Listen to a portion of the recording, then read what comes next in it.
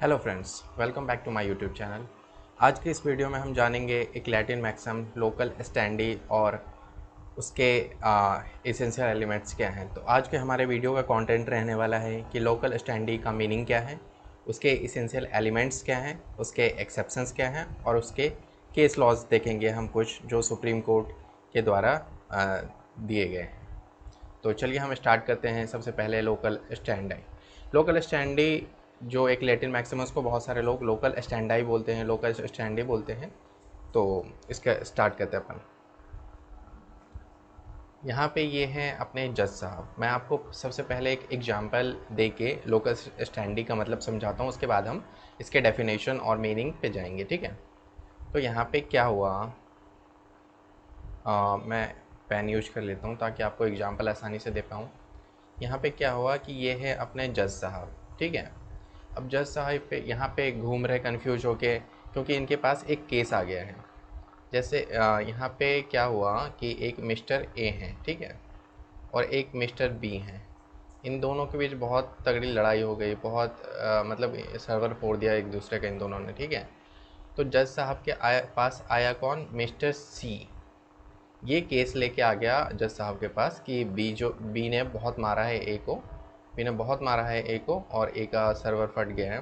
तो आप ये बी के खिलाफ जो है फाइल दर्ज कर लो और ए को रेमेडी प्रोवाइड करवाओ, ठीक है। तो अब यहाँ पे जज साहब बोल रहे हैं कि तुम कौन हो। तो ये बोल रहे हैं कि मैं हूँ बी का दोस्त। तो इन्होंने बोला कि ए ने तुमको मारा। तो सी ने बोला नहीं। तो फिर जज साहब ने बोला तो तुम क्यों कंप्लेन करने आए हो। तो सी ने बोला क्योंकि ये बी मेरा फ्रेंड है। तो जज साहब ने कंप्लेंट लेने से मना कर दिया, ठीक है। तो यहाँ पे ये क्यों हुआ ऐसा, तो इसको ही डिफाइन किया गया लोकल स्टैंडर्ड के अंदर, जिसको अब हम एग्जाम मीनिंग से समझते हैं। Local standard, according to the doctrine of local standard, a person who is strange to a dispute matter. यहाँ पे जो अभी हमने एग्जाम्पल देखा उसमें क्या था, ये strange to a dispute matter. Mister C जो था वो एक स्ट्रेंज था। Can not be allowed to interfere in the judicial proceeding, वो जुडिशियल प्रोसीडिंग में अलाउ नहीं होता है। मतलब जिस व्यक्ति को चोट लगी है और जिस व्यक्ति ने मारा है, मतलब जिस व्यक्ति पे इफ़ेक्ट आया है और जिस व्यक्ति के द्वारा इफ़ेक्ट आया है, सिर्फ वही दोनों जो हैं वो जुडिशियल प्रोसीडिंग में भाग ले सकते हैं। Only a person whose legal right has been violated is allowed to bring an action in the court. सिर्फ वही पर्सन जिसका लीगल राइट वायलेट हुआ है वो कोर्ट में केस कर सकता है, ठीक है। तो ये हमारा मीनिंग हुआ लोकल स्टैंड आई का। लोकल स्टैंड आई मतलब क्या हुआ कि जब जब तक आपका लीगल राइट वायलेट नहीं हुआ है, ये आपको डायरेक्टली इंजरी नहीं हुई है, ठीक है, तो आप केस नहीं कर सकते। एज ए स्ट्रेंजर आप किसी का भी नाम उठाकर, जैसे मान लो मिस्टर राम और मिस्टर श्याम की लड़ाई हो गई, तो मिस्टर देव जो हैं वो जाके केस नहीं फाइल कर सकते हैं, क्योंकि वो स्ट्रेंजर टू एक कॉन्ट्रैक्ट है ये, और ये लोकल स्टैंड आई से डिफाइन किया गया है इस पूरे डेफिनेशन को, ठीक है। इसके बाद इसेंशियल एलिमेंट्स, लोकल स्टैंडाई जो है वो उसके 3 इसेंशियल एलिमेंट्स बनाए गए हैं। Order 7 rule 11 of civil procedure code 1908 में पहला तो प्रेजेंस ऑफ इंजरी होनी चाहिए।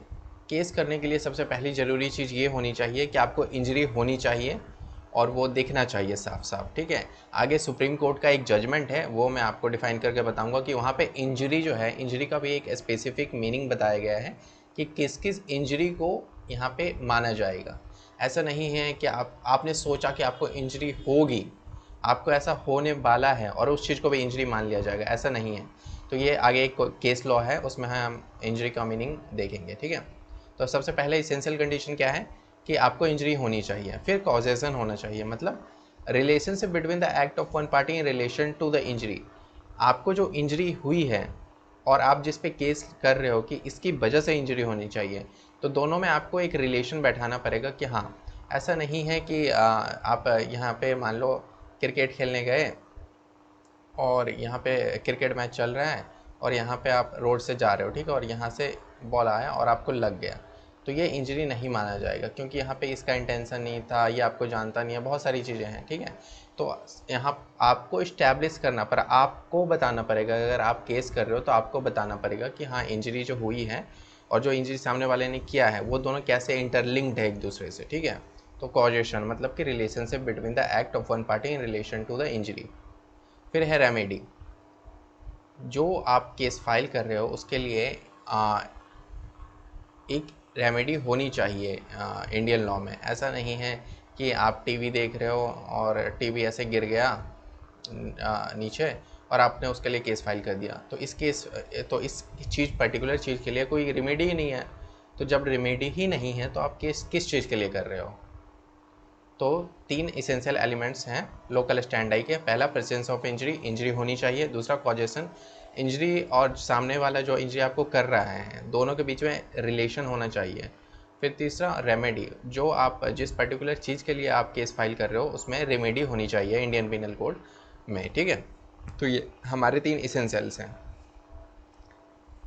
फिर यहाँ पे क्या हुआ, सुप्रीम कोर्ट ने इंजरी को डिफाइन कैसे किया है। Shanti Kumar versus home insurance company 1975 में सुप्रीम कोर्ट ने डिफाइन किया है इंजरी को। इंजरी मस्ट बी फिजिकल, मतलब फिजिकल होनी चाहिए, आपके शरीर पर होनी चाहिए।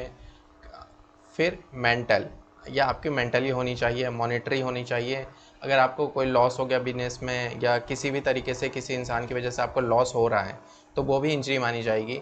And not mayor N imagination, लेकिन ऐसा नहीं है कि आप इमेजिन कर रहे हो कि जैसे मान लो कि आपने यहाँ पे कुछ स्टार्ट किया, आपने यहाँ पे मान लो आपका ये एक कोई शॉप था, ठीक है। यहाँ पे रोड है और रोड के इस साइड आपका शॉप है, और कोई दूसरा बंदा आया उसने रोड के इस साइड शॉप खोल लिया, ठीक है। फिर कोई तीसरा बंदा आया उसने रोड के इस साइड और शॉप खोल ली। तो आप ये नहीं बोल सकते हो यहाँ पे कि आप इसने आपका वो जो कस्टमर है वो यहाँ पे शिफ्ट हो गया, वो यहाँ पे शिफ्ट हो गया। हाँ दिख रहा है शिफ्ट हो गया, लेकिन आप इमेजिन करके नहीं बता सकते हो कि वो आपका ही आपका जो क्लॉथ है या आपका जिस चीज़ का भी बिजनेस हो आपका खरीदने वाला था और अब उसने नहीं खरीदा। तो इमेजिनेशन को इंजरी नहीं माना गया है इस केस में लोकल स्टैंडाई में, ठीक है। तो इंजरी क्या है, फिजिकल, मेंटल और मॉनेटरी, ये 3 चीज़ों को इंजरी माना गया है सुप्रीम कोर्ट के द्वारा। हालांकि इसमें कुछ एक्सेप्शंस हैं, जैसा कि अभी मैंने आपको बताया कि लोकल स्टैंडाई में क्या होता है कि जो पर्सन स्ट्रेंजर टू कॉन्ट्रैक्ट होता है वो केस फाइल नहीं कर सकता है। लेकिन यहाँ के एक्सेप्शंस दिए गए हैं, जैसे कि पब्लिक इंटरेस्ट लिटिगेशन PIL जिसको हम बोलते हैं, और हैवियस कॉर्पस। इन दोनों केसेस में अगर कोई स्ट्रेंजर है जिसका क्या बोलते हैं केस से कोई लेना देना नहीं है, वो भी केस फाइल कर सकता है किसी थर्ड पर्सन के बिहाफ पे। पब्लिक इंटरेस्ट लिटिगेशन बेसिकली क्या होता है कि जैसे कि आपने लॉ में पढ़ा होगा बहुत सारे केसेस। अगर आप PIL को थोड़ा भी समझते हो तो आपने MC मेहता का नाम जरूर सुना होगा। MC मेहता ने बहुत सारे केसेस किए थे। MC मेहता वर्सेस यूनियन के बहुत केसेस आपको मिल जाएंगे। तो जैसे इसमें क्या होता था कि MC मेहता जो थे वो एक सोशल वर्कर थे, सोशल इन्वायरमेंट, वो इन्वायरमेंट को प्रोटेक्शन करते थे। कि जैसे मान लो कि कहीं नदी है उसमें बहुत सारी इंडस्ट्रीज पॉल्यूट कर रही हैं, या यहाँ पे क्या है कि किसी बहुत सारी नदी में, ये नदी है ये इंडस्ट्री है, यहाँ से कूड़ा जा रहा है उसका पानी जा रहा है फालतू में ये, ठीक है। तो ये पानी जो है वो ख़राब हो रहा है, ठीक है।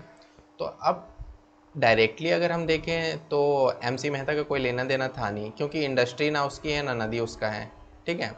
लेकिन यहाँ पे क्या हुआ कि ये पब्लिक बेनिफिशियल है कि नदी का पानी ख़राब होगा, इन्वायरमेंट ख़राब होगा, लोगों को तरह तरह की बीमारियाँ होंगी। तो इस केस में क्या हुआ कि एक्सेप्शन डाला गया कि आप पब्लिक इंटरेस्ट लिटिगेशन कर सकते हो, क्योंकि अल्टीमेटली गवर्नमेंट और लॉ दोनों क्या चाहती हैं कि जो उनके नॉर्मल सिटीजन हैं, जो आम लोग हैं, उनकी भलाई, सोशल वेलफेयर, उनका मेन एम क्या है गवर्नमेंट और लॉ का, कि लोगों को अच्छे से रखा जाए, उनको किसी भी तरीके की कुछ ना हो, वो शांतिपूर्वक रहें, ठीक है। तो यहाँ पे क्या किया कि MC मेहता ने केस फाइल कर दिया इंडस्ट्री के ख़िलाफ़ कि यहाँ पे जो है ये फालतू की चीज़ें, जो बहुत सारे वेस्टेज होते हैं, केमिकल्स होते हैं, उन सबको रिवर में रिलीज करते हैं। तो यहाँ पे कोर्ट ने इस केस को एक्सेप्ट किया, क्योंकि वो जो है वो पब्लिक के भलाई के लिए, सोशल वेलफेयर के लिए। तो ये एक एक्सेप्शन है जो लोकल स्टैंडाई में बताया गया है कि अगर आप PIL फाइल कर रहे हो तो आप स्ट्रेंजर टू कॉन्ट्रैक्ट हो तो भी केस हम ले लेंगे। फिर दूसरा हो गया हैबियस कॉर्पस। हैबियस कॉर्पस का मतलब होता है टू प्रेजेंट द बॉडी। अभी हैबियस कॉर्पस में क्या होता है, हैबियस कॉर्पस बेसिकली एक रिट पिटीशन है। तो उसमें क्या होता है कि जैसे किसी भी व्यक्ति को यहाँ पे पुलिस ले जाती है और जेल के अंदर रख लेती है, ठीक है, और उसको इलीगल डिटेंशन बोलते हैं कि वो उसको जज के सामने प्रेजेंट ही नहीं करती, उसको 3 दिन 4 दिन 5 दिन 6 दिन महीनों महीनों तक रखे रहती हैं जेल में, ठीक है। अकॉर्डिंग टू लॉ 24 घंटे के अंदर अंदर उसको मजिस्ट्रेट के सामने प्रेजेंट करना होता है, ठीक है।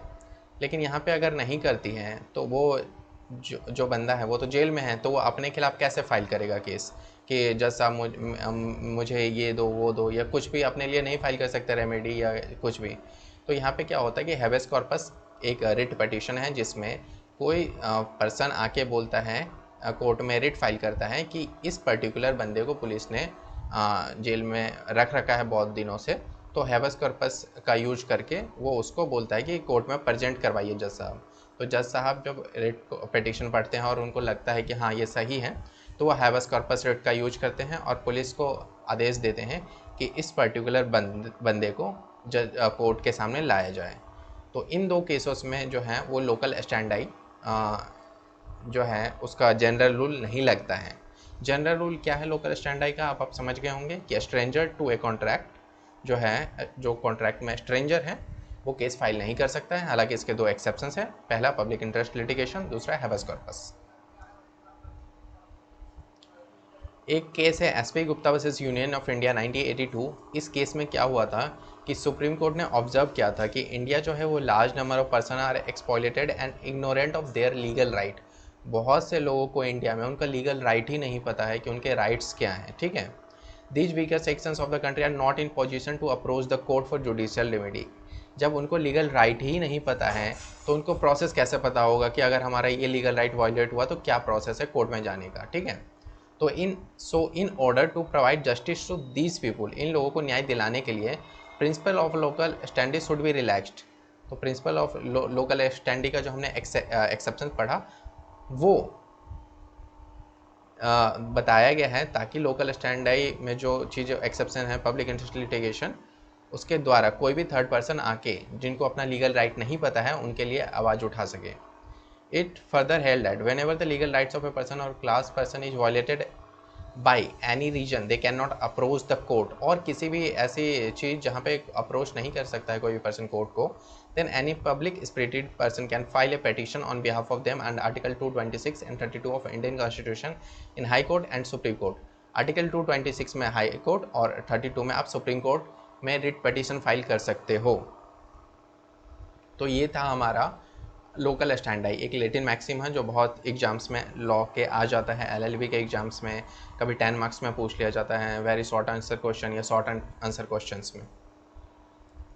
तो ये है हमारा आज का एक लैटिन मैक्सिम जिसमें हमने देखा, सबसे पहले हमने मीनिंग देखा, फिर उसके बाद हमने एसेंशियल एलिमेंट्स देखे, फिर हमने उसके बाद एक्सेप्शंस देखे, फिर उसके बाद हमने केस लॉज देखा। उम्मीद करता हूँ आपको लोकल स्टैंडाई समझ में आ गया होगा। अगर नहीं समझ में आया है तो आप हमारे कमेंट बॉक्स में कमेंट करिए, जो भी आपके डाउट्स होंगे वो हम पूरी कोशिश करेंगे कि क्लियर करें, ठीक है। Thank you, bye.